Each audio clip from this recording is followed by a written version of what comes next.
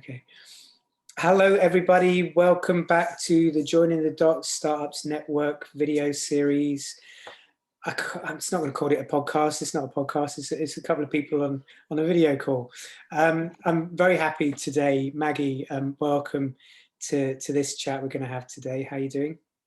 Hi, Carl. Thank you for inviting me, and I'm very well, thank you. And hi, everyone.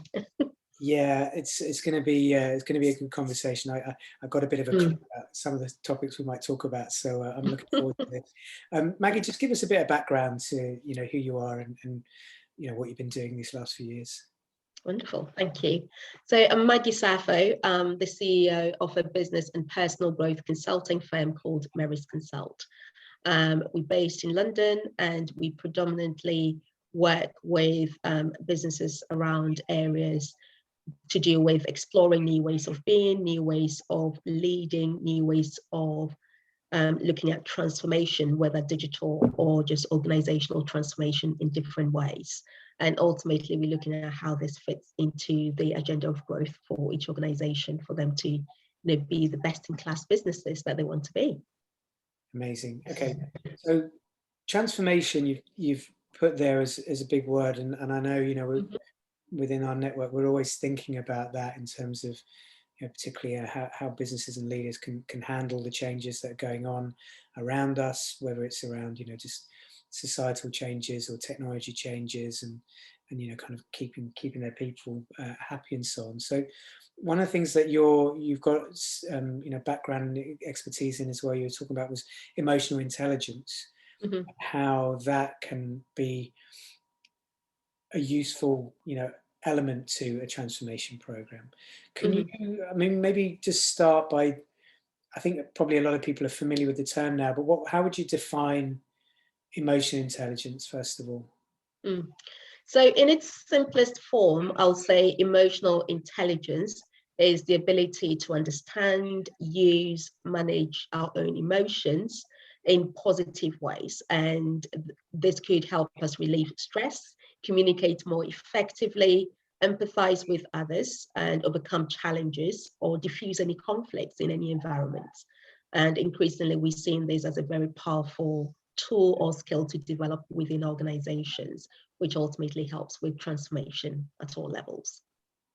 Yeah, okay. Maybe just go into that in another level of detail. Maybe give us an example of a transformation program where emotional intelligence made it a success.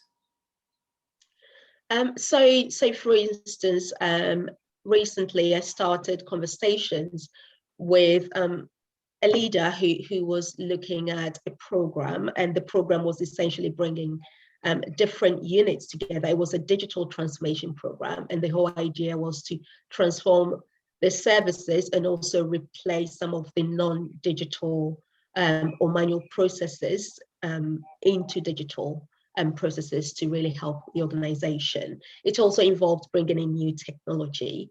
What we realized was, even though, in a way the organization was on board, the vision was communicated, we recognized that this all-present scenario of siloed business units within organizations was impacting the faster success of this digital transformation program.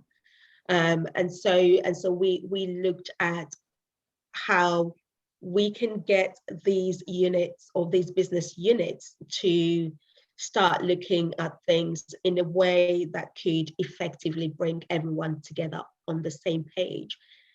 It's not necessarily because they did not want to be on the same page.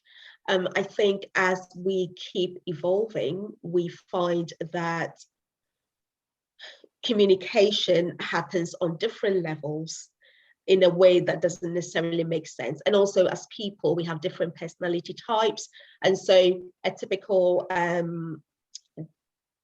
digital transformation team would be made up of technical people as well as, change, innovative people. And they may see things very differently from how maybe the marketing people or the customer services people or even the product people see it. One of the things that I've been advising is, especially for these programs, for us to look at a reporting KPI or outcome that really aligns everyone back to the CEO or the leader of the program. But what we did in this instance was look at how redeveloping or introducing the idea of embracing or developing our emotional intelligence would effectively help communication. You may have seen, as an ex-Gartner person, I'm a big fan of research in terms of how transformation can become more and more successful. But what we did here was look at communication specifically. And so what we did was look at a clearer understanding and look at a role that sits in between these units. For instance, some of the MIT research with regards to AI and transformation is pointing out to the fact that one thing that this new era is creating is an explainer role. And this is a kind of person who I would say is quite emotionally intelligent, and they are able to listen to some of these siloed business units. Let's look at it from the leadership perspective. So listen to the leaders of these business units, and then listen to the leaders and also the teams of the digital transformation teams, and then find a language that communicates in such a way that both parties understand. And as we do more and more of these, and also as we look at developing or addressing, I guess, a human development at par with the development of our AI systems and our systems of intelligence or machine learning, what is happening is the humans or the people within organizations are very well emotionally intelligent. They are able to look at a situation and they are able to put themselves in the shoes of the other person, put themselves even in the shoes of the machines or the programs that are being implemented in order to come to the right conclusion that serves all the parties involved. So I'll stop here and see if you have any questions around what I've been talking about. No, I'm glad you did, just because there was something that I thought about, which I wanted to just throw in the mix, because I thought that's really interesting what you just said, because I've seen obviously over the years this thing about silos and business units. It's a real challenge for business. Well, I remember, I've worked in technology all my life. Everybody's got their real skills and abilities, but to get everybody to come to common language and just work together, it's obviously a challenge. But it made me think about how in recent years people have come up with the term intrapreneur, which is obviously your internal entrepreneur who's not working for a startup but works for a big corporate. And so they have their certain skill set, which is a value. Like, wow, come on, let's go and actually do something quickly rather than take 10 years to come through and build something. I was one of those. Right, okay. And then you got your entrepreneurs, but you're talking about, when you said the explainer role, that really struck me as being like a master communicator in a business, and how valuable that role is for these businesses, and how almost like it will be. I mean, I really got from what you were saying there, the insight of these kind of new roles of the future that are going to be critical to businesses, and that ties in obviously and is propelled by this emotional intelligence you're talking about. And then the other thing you touched on as well was the AI element of this, which again, I know when I do some of my work, people are talking about the ethics of responsible AI and building systems that have all of that built in.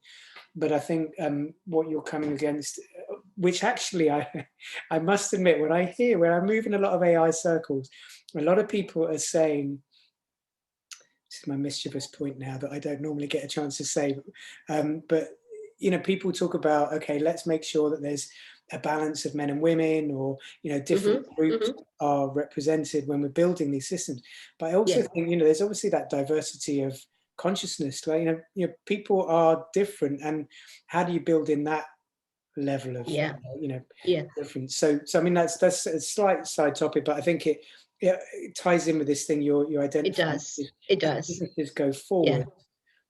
They've got to find a path through all these things that are interconnected: the tech, the people, the communication, and you know, the speeding up. So speak to all of this more. Yeah, so absolutely. And so what I had started talking about there, what was that balance? So as we look at, you know, as we agree that yes, we need to have better and clearer communication between the business units, and also acknowledge that it's not anyone's fault, it's just the way our systems are built, then we come to the conclusion of how can we resolve this and make our transformation programs better.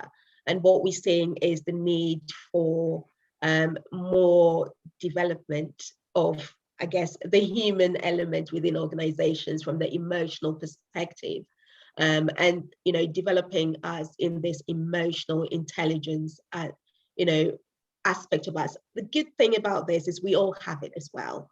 We just haven't necessarily been prompted to bring it to the fore in our day-to-day interactions as much. But as you start conversations, as you start, you know, training or advisory sessions or mentoring sessions around emotional intelligence, it's just amazing how people clock onto it very easily, because it's one of our innate abilities. And so as we look at number one, the clearer understanding and communication by introducing the explainer role, and the explainer role is sometimes, most of the time, someone who's very emotionally intelligent, who's able to translate the information in between the two and communicate to both sides in a way that everyone understands. It also then allows both the individual teams and leaders to develop their own levels of emotional intelligence. And if we're to implement some programs that support this, I think it will speed up our digital transformation programs and our overall business transformation programs faster. Number two is, as I said before, the human development at par with our AI or the machine learning. And we're seeing that the organizations who are doing best with digital transformation programs, AI programs, are the ones who have recognized the need for human development at par, or organizational learning at par with their systems of intelligence. And then the third area that I wanted to bring here is something that I've already been talking about, the development of advanced emotional intelligence programs for leaders and their teams. It really empowers the teams and their leaders and all the individuals within the organizations to make the right assessment and make the right decision that is in the interest of everyone, in the interest of all the business units, including the digital transformation teams, and as such, with everyone thinking along that same pattern, which is aimed towards the common goal, which is the vision of taking the business faster through the digital transformation program they're going through. We see that the programs are becoming successful and are being developed faster, or delivered faster than anticipated timelines as well. I love it. And it reminds me a lot of one of the things you touched on right at the beginning, when you also said about how we've all innately got this stuff ready to be brought up and enhanced. But I like what you said at the very beginning of the call, where you almost sounded like you've got like a structure, a framework, so that people can, you said it all kind of goes back into the CEO, that point, visualize a triangle. And it was like, if you give people that kind of common, you know, I know we do this in a lot in the tech industry, you know, common standards, common frameworks, whatever you want to call it, then everybody suddenly does have some interoperability way of getting along. Absolutely. This is really, really rich conversation, and I you know, maybe we'll dip into it again in future sessions. But if people want to find out a bit more about continuing the conversation with you, where would they go, and how can they get in touch with you? So you can connect with me on LinkedIn, and there's Maggie Sarfo. Our website is meresconsult.com, so MERES consult.com, where we explore new ways of being, new ways of leading your transformation programs, and new ways of ensuring that we become the best in class organizations that we're all looking for. Brilliant. Thank you so much, Maggie. It's been a real pleasure, very insightful, and yeah, I'm looking forward to continuing the conversation with you as we go forward as a network, offering all these different things to people out there, and combining and collaborating with other good, pioneers as well. So thanks for your insight, and have a great weekend, because we're recording this on Friday. So I know. Thank you, Carl. It's been a pleasure. Thank you. Bye-bye. oh, by the way, if you still haven't clicked stop, subscribe this, please, if you liked it, because we're going to build up a bit more of an archive of good content like this, and find more people like Maggie. So yeah, cheers everybody. Bye bye.